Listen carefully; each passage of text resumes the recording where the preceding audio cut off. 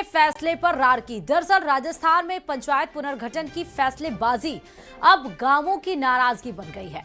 दौसा, झुंझुनू और झालावाड़ में लोग इस बात से परेशान हैं कि उन्हें अपनी ही पंचायतों से दूर नई सीमाओं में जोड़ दिया गया है। ग्रामीणों की आपत्तियां अनसुनी रही, दूरी बढ़ी, मुश्किलें बढ़ी और अब यही बदलाव विरोध, ज्ञापन और आंदोलन की वजह बन गया है। देखिए रिपोर्ट।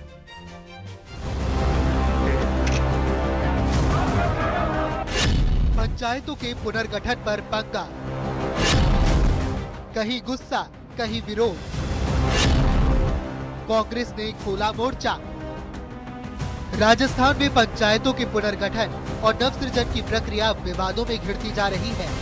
दौसा, झुंझुनू से लेकर झालावाड़ तक कई गांव में लोगों का गुस्सा खुलकर सामने आ रहा है।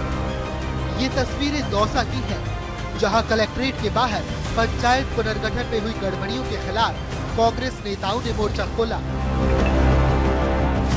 सांसद मुरारी लाल मीणा भीड़ के बीच खड़े होकर एक एक गांव के दर्द को गिनाते दिख रहे हैं। बात सिर्फ एक गांव की नहीं थी, कई पंचायतों की रेखाएं ऐसी खींची गई है कि लोगों का जीवन एक से बढ़कर 20 किलोमीटर की दूरी में उलझ गया। उन्हें लगता है नक्शा किसी टेबल पर बना है, जमीन पर नहीं। अभी हाल ही राज्य सरकार के द्वारा ग्राम पंचायतों पर पंचायत समिति का पुनर्गठन किया गया है। वो बिना सोचे समझे, बिना भौगोलिक स्थिति देखे हुए इस तरह से कर दिया गया कि जो पुनर्गठन हुआ है उसमें एक तो गांव उल्टे सीधे जोड़ दिए जिनकी सीमाएं आपस में मिल नहीं रही। उधर कलेक्ट्रेट ऑफिस के अंदर फाइलें पलटते अधिकारी भी मान रहे हैं गड़बड़ियां हुई है और सरकार ने इन गलतियों को ठीक करने का फॉर्मेट भेज दिया है। प्रकार के रिप्रेजेंटेशंस भी उनके संबंध में हमें मिले हैं। कुछ प्रकार के उसमें वर्तनीय अशुद्धियां भी हैं, जैसे किसी ग्राम पंचायत में एक गांव का नाम दो बार है और इसके अलावा कई जो आम जनता है उनकी तरफ से रिप्रेजेंटेशंस हमें प्राप्त हो रहे हैं। जो भी रिप्रेजेंटेशंस हमें मिले हैं और जो भी पूर्व में हमारे द्वारा आपत्ति सुनकर के निस्तारण किया गया था, उन सबको ध्यान में रखते हुए हम जो भी लोगों की भावना है वो गवर्नमेंट तक पहुंचाएंगे और इसमें फिर आगे जो भी दिशा निर्देश होगा उसके बाद। कुछ यही हाल झुंझुनू के शोलपुरा के भी है। लोगों की उंगलियां नक्शे के अलग अलग हिस्सों पर घूमती और हर बार एक ही बात निकलती है, देवता पंचायत बस 1 किलोमीटर दूर है, लेकिन नई पंचायत ढाणी बाढ़ार 6 किलोमीटर दूर। आखिर उन्हें वहाँ क्यों भेजा जा रहा है? विधवा है, सब वहाँ जा नहीं सकती, सड़क के ऊपर कोई आने जाने का साधन नहीं है और वहाँ हमारे बहुत सी दिक्कतें आती हैं। तो इसलिए हमारे इस शोलपुरा को पुनः देवता में जोड़ने की कृपा करें। उधर झालावाड़ का जामुनिया गांव भी इसी तरह की परेशानी में है। लोगों का कहना है कि सालों से वे देवगढ़ पंचायत का हिस्सा रहे, लेकिन बिना बैठक और बिना चर्चा के सीधे भड़का पंचायत में जोड़ दिया गया। यहाँ भी लोगों ने चेतावनी देते हुए कहा कि 3 दिन का अल्टीमेटम दिया है, अगर नहीं माने गए तो आंदोलन को तेज किया जाएगा। पंचायत देवगढ़ से गांव जामुनिया को तोड़ करके जबरन नवनियुक्त पंचायत बड़का में विलय कराया गया, जबकि हमारे गांव में किसी के द्वारा कोई सिग्नेचर नहीं किया गया, ना हमारी मर्जी थी वहाँ पे विलय होने की। 3 जिलों की ये स्थितियाँ एक ही बात कहती है कि पंचायतों की सीमाएं बदलना प्रशासनिक फैसला हो सकता है, लेकिन उसका असर सीधे लोगों की रोजमर्रा की जिंदगी में महसूस होता है और जब मुश्किलें बढ़ती हैं तो विरोध की आवाज खुद ब खुद उठने लगती है। Bureau report, news 18 Rajasthan. और चलिए अब बात होगी कोटपुतली से बड़ी खबर की, जहां कोटपुतली में बदमाशों के हौसले काफी ज्यादा बुलंद नजर आ रहे हैं। बाइक सवार युवकों पर हवाई फायरिंग किए हैं और पहले टक्कर मारी, फिर हवाई फायरिंग की गई बदमाशों के द्वारा। बाइक सवार दोनों युवक घायल हो गए हैं। कार सवार बदमाशों ने वारदात को अंजाम दिया है। फायरिंग के बाद बदमाश मौके से फरार हो गए। पुलिस ने इलाके में नाकाबंदी करवाई है। हरसौरा रोड स्थित 132 GSS के पास की घटना ये बताई जा रही है। तो बाइक सवार युवकों पर फायरिंग की वारदात कार सवार बदमाशों के द्वारा की गई है। पहले टक्कर मारी, फिर गोली चलाई गई। कोटपुतली में बदमाशों के हौसले बुलंद है। बाइक सवार युवकों पर हवाई फायरिंग इसमें की गई है।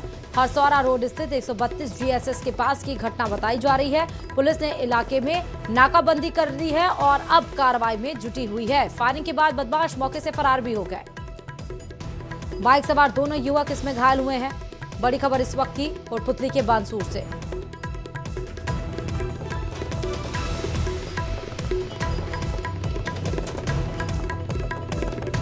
तो कोटपुतली के बानसूर से ये बड़ी खबर आपको बता रहे हैं, जहां बाइक सवार युवकों के ऊपर हवाई फायरिंग की गई है। और चलिए अब बात होगी सफाई कर्मियों के शोर की। जी हां, जयपुर में 11 सूत्रीय मांगों को लेकर वाल्मीकि सफाई कर्मचारियों ने मंगलवार शाम से ही शुरू हो गया था, लेकिन अब सफाई कर्मचारियों के आंदोलन ने रफ्तार पकड़ ली है, जिसके चलते सफाई और कचरा उठाने का काम पूरी तरह ठप हो गया है। दरअसल नगर निगम प्रशासन की तरफ से बनाई गई कमेटी से समाधान नहीं निकला, जिसके बाद सफाई कर्मचारी आंदोलन पर चले गए। देखिए रिपोर्ट।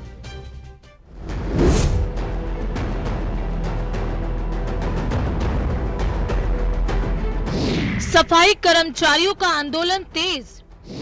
11 सूत्रीय मांगों को लेकर हड़ताल। नगर निगम मुख्यालय पर लगाया धरना।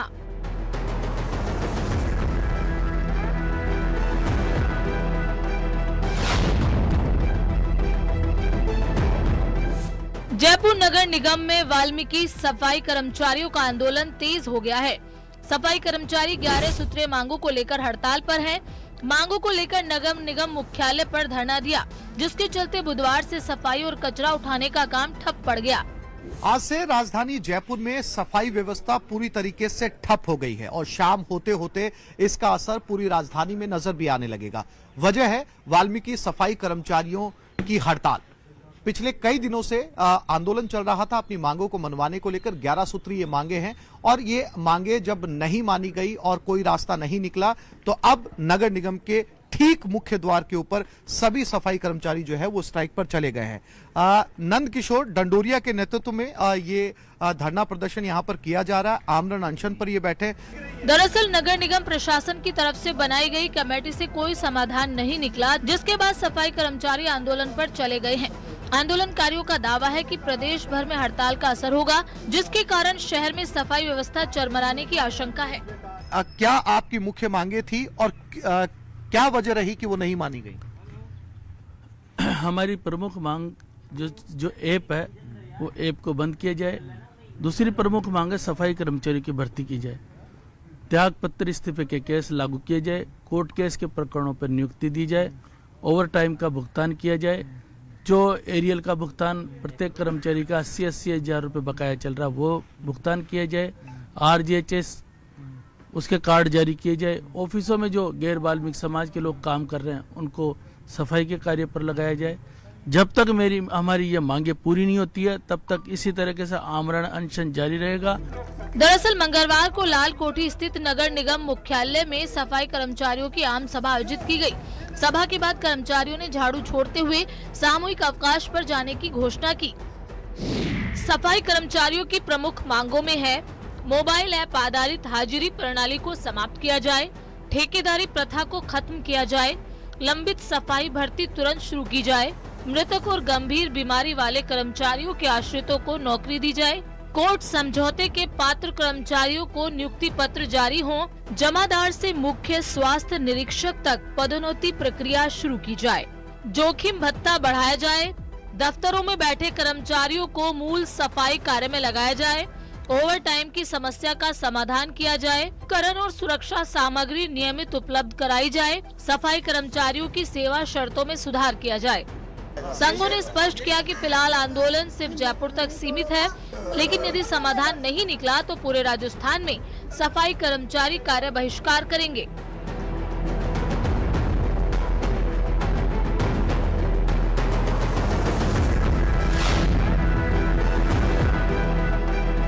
जब तक ये 11 सूत्री मांगे पूरी नहीं हो जाएंगी तब तक ये हड़ताल जो है वो जारी रहेगी। और अगर ये हड़ताल कुछ भी दिन और खींच जाती है तो राजधानी जयपुर का जो हाल है वो बेहाल हो सकता है। कैमरामैन अविनाश के साथ आसिफ खान, न्यूज़ 18 जयपुर। और चलिए खबरों में आगे बढ़ते हैं। बड़ी खबर इस वक्त की आपको बता रहे, केंद्र सरकार द्वारा लागू 4 श्रम कानूनों के विरोध में माकपा कार्यकर्ताओं ने हनुमानगढ़ के जिला कलेक्ट्रेट पर सभा की और प्रदर्शन किया। इस दौरान माकपा कार्यकर्ताओं ने पुलिस बैरिकेड्स उखाड़ दिए और इस दौरान माकपा कार्यकर्ताओं की पुलिस कर्मियों के साथ झड़प भी हुई। इसके बाद माकपा कार्यकर्ता जिला कलेक्ट्रेट में घुसे और जिला कलेक्टर खुशहाल यादव को ज्ञापन सौंपकर चारों कानूनों का विरोध जताया और साथ ही जिले में नरमा की सरकारी खरीद में घोटाले के आरोप भी लगाए।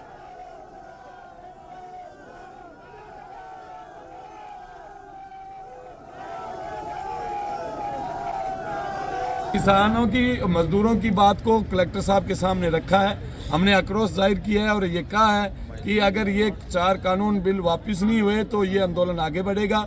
इसके अलावा स्थानीय स्तर पर नरमे की जो सरकारी खरीद है उसके अंदर जो घोटाला हो रहा है, CCI के अंदर जो डबली के अंदर है वहां पर प्राइवेट माल खरीदा जा रहा है।